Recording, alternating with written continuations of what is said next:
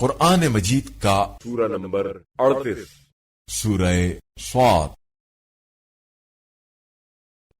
بنام خدائے رحمان الرحیم۔ صاد، قسم ہے اس قرآن کی جو نصیحت والا ہے، مگر جنہوں نے اس کا انکار کیا وہ غرور اور مخالفت میں ہیں۔ ان سے پہلے ہم کتنی قوموں کو ہلاک کر چکے ہیں، پھر جب ہلاکت کا وقت آیا تو فریاد کرنے لگے، مگر وہ بچنے کا وقت نہیں تھا۔ اور انہوں نے اس بات پر تعجب کیا کہ خود انہی میں سے کوئی تنبیہ کرنے والا آیا، اور کفار کہتے ہیں یہ جھوٹا جادوگر ہے۔ کیا اس نے بہت سے معبودوں کی جگہ صرف ایک معبود بنا لیا؟ یہ تو یقیناً بڑی عجیب چیز ہے۔ اور ان میں سے قوم کے سرکردہ لوگ یہ کہتے ہوئے چل پڑے، چلتے رہو اور اپنے معبودوں پر قائم رہو، اس چیز میں یقیناً کوئی غرض ہے۔ ہم نے کبھی یہ بات کسی پچھلے مذہب سے بھی نہیں سنی۔ یہ تو صرف ایک من گھڑت بات ہے۔ کیا ہمارے درمیان اسی پر یہ ذکر نازل کیا گیا؟ در حقیقت یہ لوگ میرے ذکر پر شک کر رہے ہیں، بلکہ ابھی تو انہوں نے عذاب چکھا ہی نہیں ہے۔ کیا ان کے پاس تیرے غالب آنے والے فیاض رب کی رحمت کے خزانے ہیں، یا آسمانوں اور زمین اور جو کچھ ان کے درمیان ہے سب پر ان کی حکومت ہے؟ اگر ایسا ہے تو آسمان کے راستوں پر چڑھ دیکھیں۔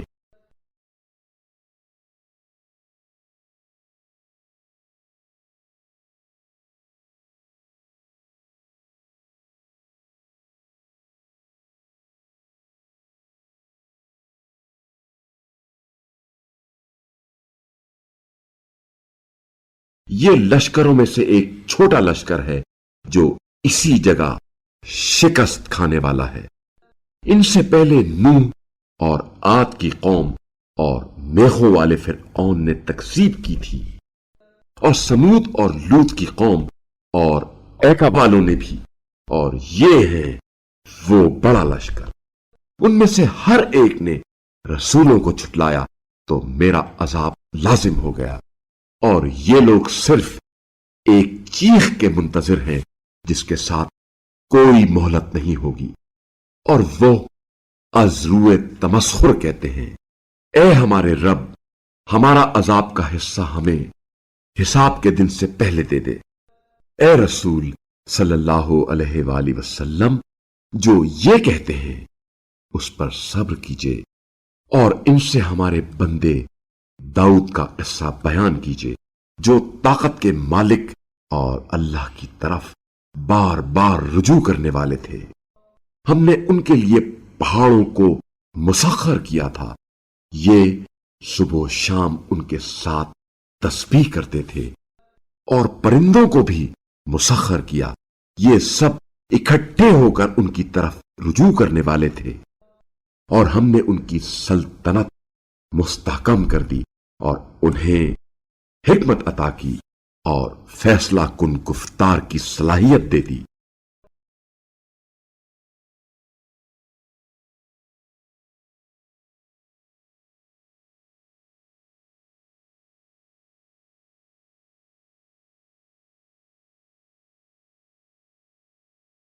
اور کیا آپ صلی اللہ علیہ وآلہ وسلم کے پاس مقدمے والوں کی خبر پہنچی ہے جب وہ دیوار پھاند کر محراب میں داخل ہوئے؟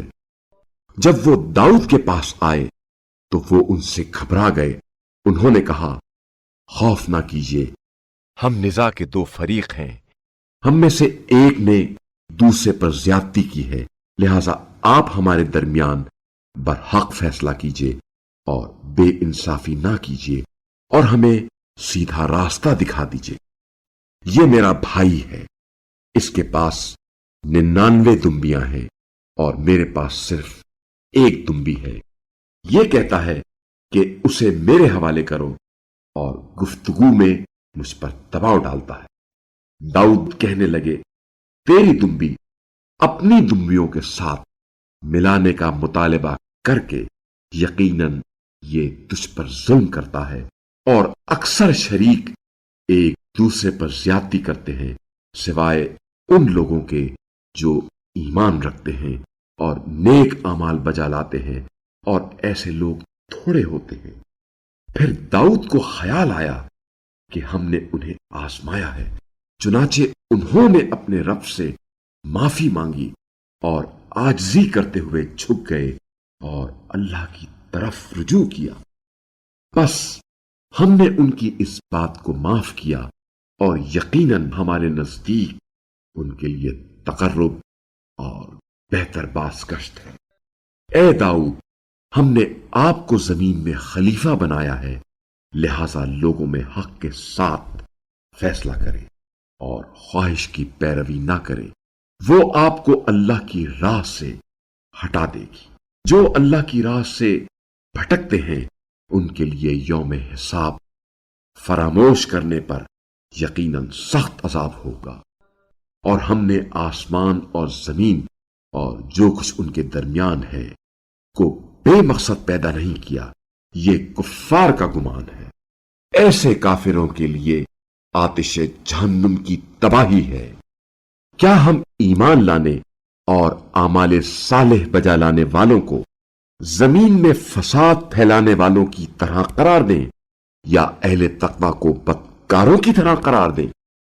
یہ ایک ایسی بابرکت کتاب ہے جو ہم نے آپ صلی اللہ علیہ وآلہ وسلم کی طرف نازل کی ہے، تاکہ لوگ اس کی آیات میں تدبر کریں اور صاحبان عقل اس سے نصیحت حاصل کریں۔